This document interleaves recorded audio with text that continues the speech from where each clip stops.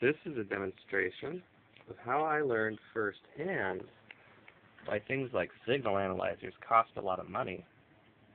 Since back in high school, me and a friend, Steve Pollard, decided that we were going to build our own spectrum analyzer.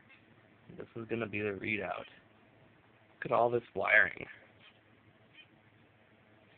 Isn't that dreadful?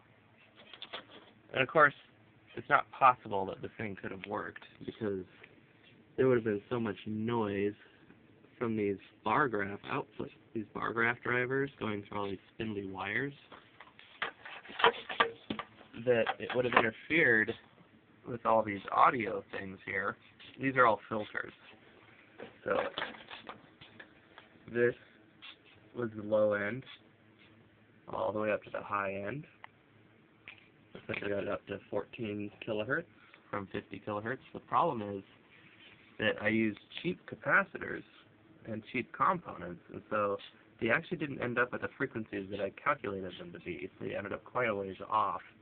And as you can see, like, this one, these are supposed to be sequential, but this one's 400 to 600, and that one goes 290 to 350. And then I got one over here that's 220 to 300. This was not at all how I calculated it to work out. And if I could find a notebook for all the work that I put into these, that'd be kind of cool. I used a lot of algebra to do it. Remember that. And I went searching everywhere to get these bar graph display drivers and got them at Norvac Electronics. I'm running off a 18-volt power supply from Radio Shack. Steve's brother, I think, made this box that's pretty dreadful.